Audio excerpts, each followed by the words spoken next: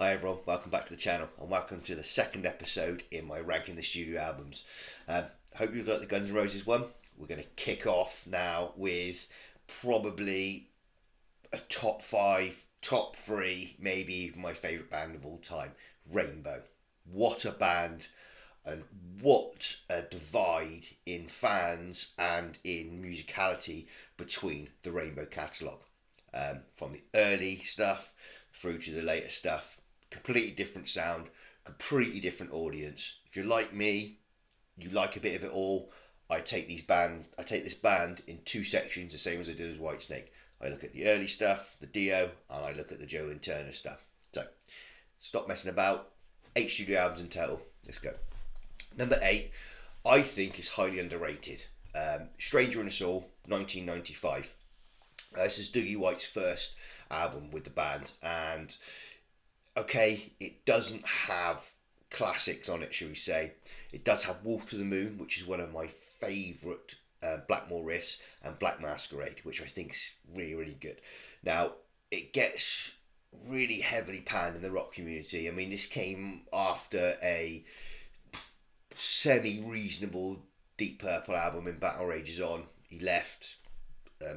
Satriani jumped in, finished the tour off with Purple, and he went back to this and got a new band together. I will say this is definitely the weakest album in the Rainbow catalogue, but the live, I can't remember what they called it, the live tour that followed this album was really, really good. They do a great version of Kill the King, and Dougie White is a really, really good singer.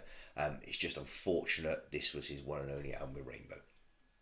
In number 7 would be 1981's Difficult to Cure. Now, this album has a couple of really, really good tracks on it, and it had, I don't know where I Surrender charted, but I know it was high. And the interesting thing about this album, I Surrender was the big hit that pushed them forward, especially in this incarnation, and this is another Russ ballad hit, I believe, and he's the guy that wrote Since You've Been Gone. So there's a bit of a theme there with Blackmore finding good songwriters. Difficult to Cure, which is basically Beethoven through the Rainbow filter. Love that track. And I Surrender really is sort of the figurehead of the track. Those would be the two tracks I'd recommend off that album. Number 6, 1983's Bent Out of Shape. This, with along the same theme, has another big track that came off it in Street of Dreams.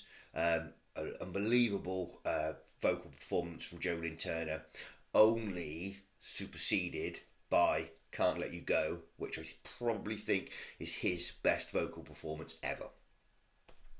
Number 5 of this era of Rainbow is my favourite album, and that's Straight Between the Eyes. I feel that this one is a little, it feels more raw and a little bit heavier.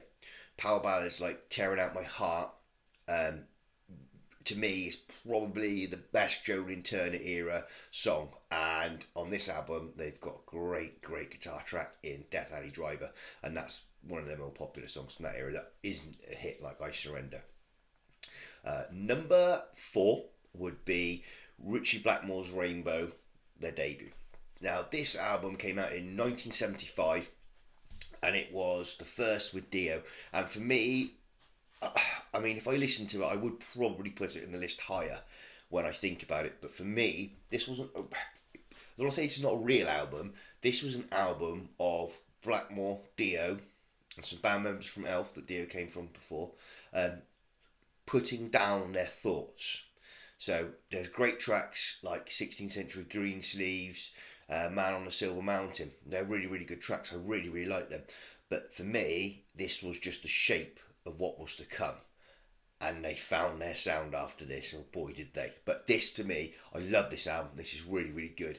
I don't think there's a bad track on this album. Black Sheep the Family, possibly, but it was, for me, a prototype of what was to come. That's my number 4. Number 3, Graham Bonnet's awesome debut, and that is Down to Earth from 1979.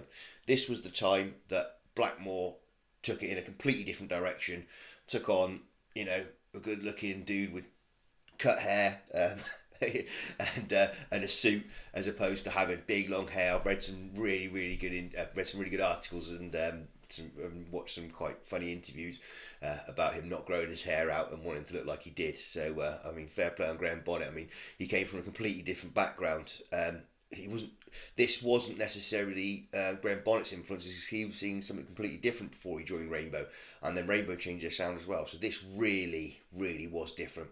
The album had Since You've Been Gone on it, which is easily and by far their biggest hit. And fair play on Blackmore for having things like I Surrender, Smoke on the Water with Purple, and a song like this that really, everyone will know, got played on the radio a lot, and he did what he was trying to do. It divides fans.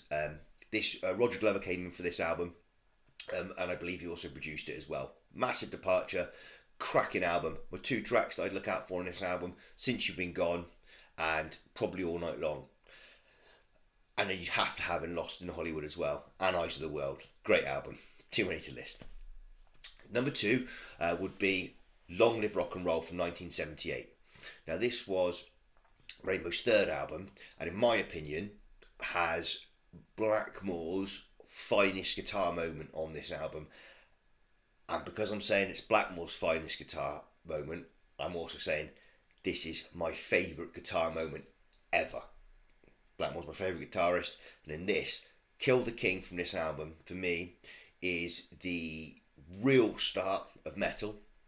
Not what we think it came from or how it started. This was a proper metal track with a guy that was putting influences now. We're talking 1978, and we're talking about sweep picking, and we're talking about all sorts of different scales, and we're talking speed, everything. This is Blackmore at his absolute finest, and Dio hot on his tails. Kill the King, Lady of the Lake, Gates of Babylon. To be honest, the whole album's great, but Kill the King is definitely up there. If you're only going to listen to 2 tracks on it and you haven't heard the album, Kill the King, Lady of the Lake. My number 1, this album, probably my favourite album of all time. I don't think we're ever going to see an album this influential again, and something that stood the test of time and still sounds fresh. Rainbow Rising from 1976, Rainbow's 2nd album, is so good. I really cannot say anything about it. It is a 9.5 out of 10. That half is only lost by the production slightly. I wish they'd go back and they would just add a little bit more bass, but they didn't. It's a time and place. We've got Cozy Powell firing on all cylinders. We've got Blackmore, flying away using some crazy scales. We've got Eastern Scales and Stargazer. Stargazer and Light in the Black will be my 2 tracks I picked from this album. Dio is at his peak on this. He's at his songwriting peak. He's at his singing peak. I mean, everyone is really there. I said Blackmore's finest moment was Kill the King. This is Dio's favourite moment. Great artist, great band. I literally couldn't think of a better album that I'd have as my number 1, even overall, let alone just in a band's top 8. I hope you like this one. Let me know what your order would be, if you change any about, or because I'm sure some people would have Richie Blackmore's Rainbow higher than mine, probably Down to Earth a bit further down the list, and probably being Jolene Turner at 4. But this is how I was introduced to Rainbow, and it's almost like how I've stuck with it as well. I was literally given them to me in this order. My stepdad had Rainbow Rising. I listened to that, and I was getting into Down to Earth. I didn't really hear the Jolene Turner stuff. Till way later, but still loved it. Love Rainbow, love all the bands, love all the incarnations of them, and I hope you do too.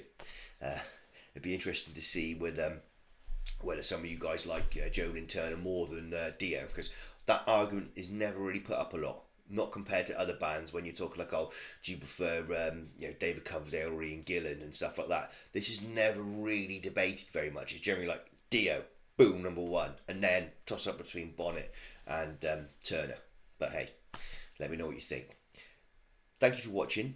Please like and subscribe, and I will be doing a reaction video next, and then we're going to be doing another ranking the studio albums. Probably going to go with another classic hard rock band, but let's wait and see when we get there. See you next time.